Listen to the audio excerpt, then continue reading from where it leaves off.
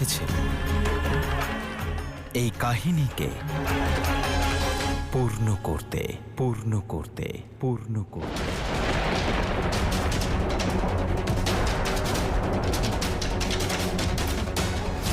আমার দিক থেকে এইভাবে মুখ ফিরিয়ে নেবেন না মহাদেব। আমার প্রশ্নের উত্তর আপনাকে দিতেই হবে। মহাদেবেরই দীর্ঘ অনুপস্থিতি শক্তির প্রেমকে প্রতিকারে বদলে দিয়েছে। শিব চলে গেছে যাতে দেবী শক্তি নিজেকে খুঁজে পান। দেবীর জন্ম হয়েছে এ কথা জানার পরেও শিব শক্তির মিলন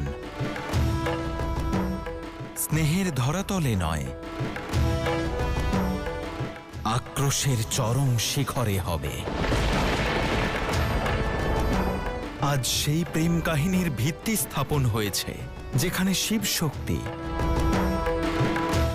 পরস্পরের অস্তিত্ব সম্পর্কে অনভিজ্ঞ থাকবেন, কিন্তু হয় ওনাদের আত্মা ওনাদেরকে নিকটে নিয়ে আসবে, নইলে চিরকালের জন্য ওনাদেরকে একে অপরের থেকে আলাদা করে দেবে, আলাদা করে দেবে, আলাদা করে দেবে।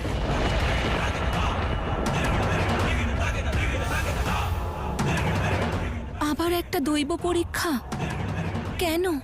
যে পবিত্র হয় তাকে পরীক্ষা দিতে হয় দেবী, আর দেবী এটাই হবে শিব শক্তির সবচেয়ে কঠিন পরীক্ষা, যার আধার দ্বিধা নয়, মতবিরোধ, মতবিরোধ, মতবিরোধ।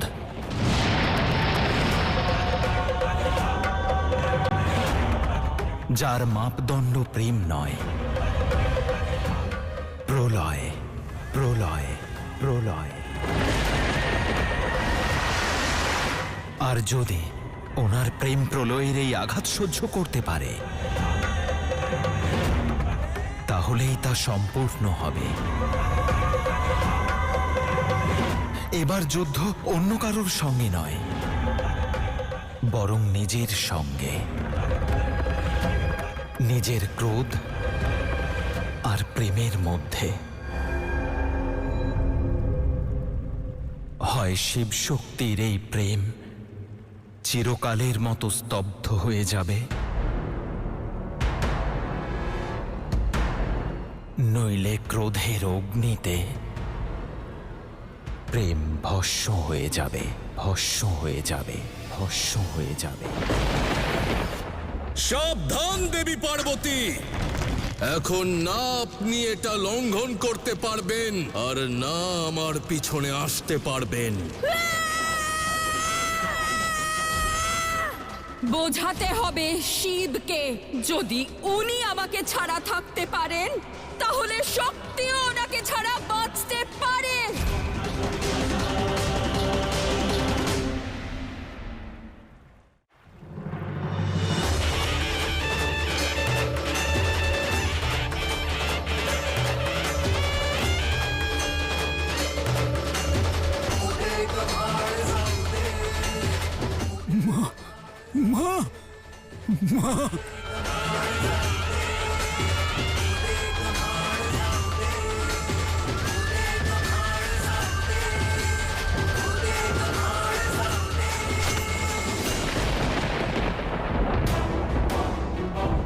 দাদা,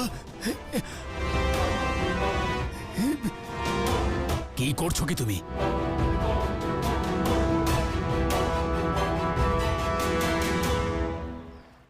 প্রণাম দাদা, চিনতে পারলেন ওকে? আমার কন্যা মহাল শাহ।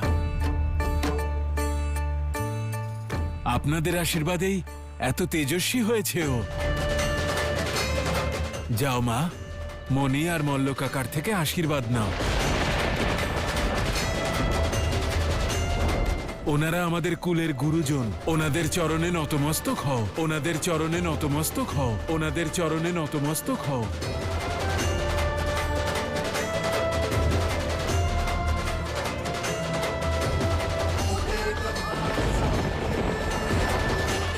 অবশেষে সেই সময় আগত যার প্রতীক্ষা করছিলাম আমি।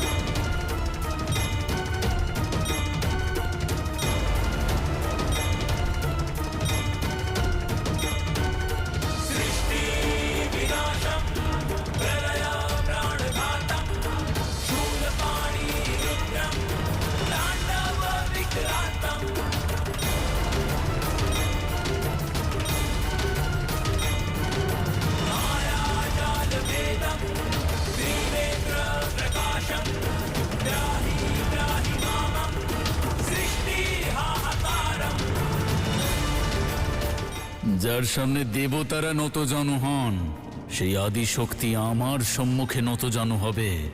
সংসারের সব থেকে বড় সম্মান হবে এটা।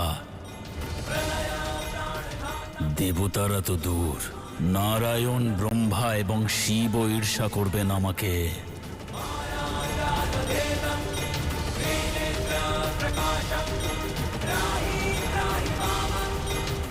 মাতাই দুষ্টদের প্রণাম করবে? না, কখনোই না, এটা হতেই পারে না। না দাদা, এটা উচিত নয়। এটা অনর্থ।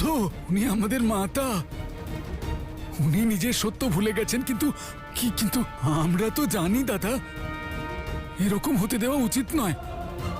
যাই হয়ে যাক, কিন্তু মাতা আমাদের চরণ স্পর্শ করবেন না দাদা। না না দাদা। মাতা আমাদের কুলে জন্ম নিয়েছেন মণি, আমাদের ভ্রাতুষ্পুত্রী হয়ে জন্ম নিয়েছেন তিনি।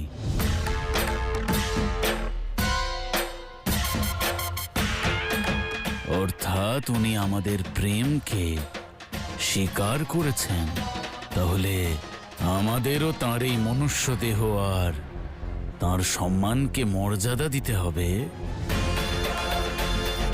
এখন তিনি যদি আমাদের সম্মুখে নতজানু হতে প্রস্তুত, তাহলে আমাদেরও তাঁর এই মনুষ্য দেহ এবং তাঁর সম্মানের মর্যাদা তো দিতেই হবে।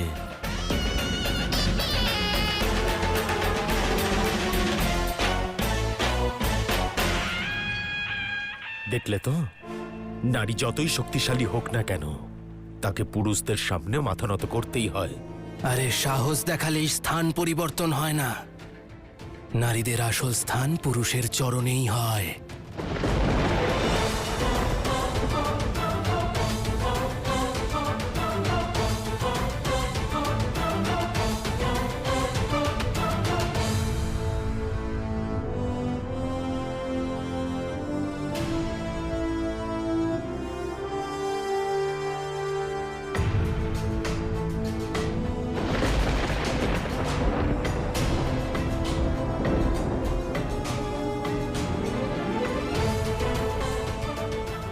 কি হলো মা? থেমে গেলে কেন? যাও গিয়ে আশীর্বাদ নাও। বাবা, সম্মান নতমস্তক হয়ে নয়, বরং নিজের আত্মসম্মান বাঁচিয়েই পাওয়া যায়।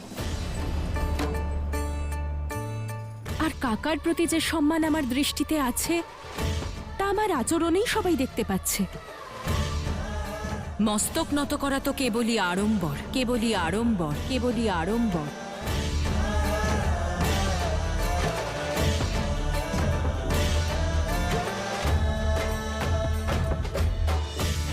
আর কাকা তো স্বয়ং দেবীর ভক্ত, ওনাকে সম্মান করেন, তাই অবশ্যই বুঝবেন।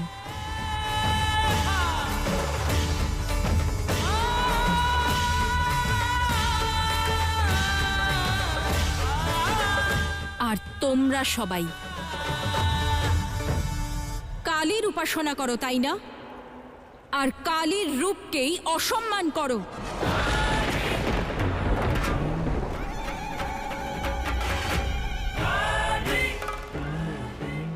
আদি শক্তিকে সর্বশ্রেষ্ঠ বলে থাকো, আর তারই প্রতিমূর্তিকে তুচ্ছ মনে করো। তোমরা আমাকে আমার স্থান দেখাতে চেয়েছিলে না? তাহলে ভাবো কি হবে যদি আমার মধ্যে মহাকালীর রূপ দেখতে পাও, মহাকালীর রূপ দেখতে পাও, মহাকালীর রূপ দেখতে পাও।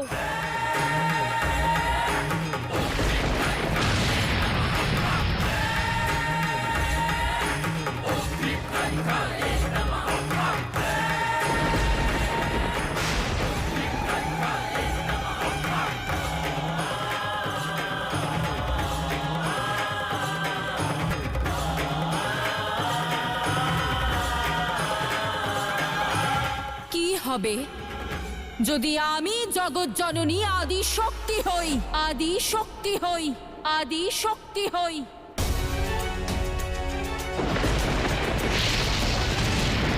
সাক্ষাৎ আদি শক্তি।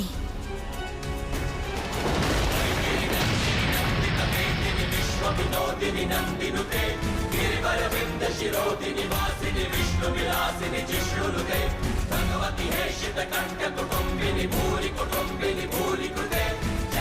যখন কোনো নারী তার শক্তির প্রমাণ দেয় তখন তার উপহাস করতে নেই, বরং তার সম্মুখে মস্তক নত করতে হয়, মস্তক নত করতে হয়, মস্তক নত করতে হয়।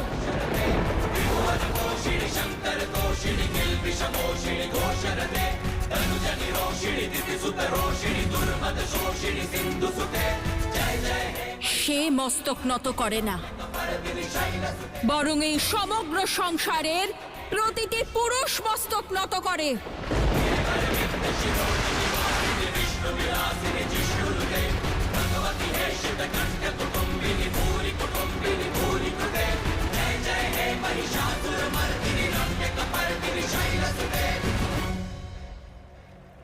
এই ঠিক বলেছেন আপনি, ঠিক বলেছেন।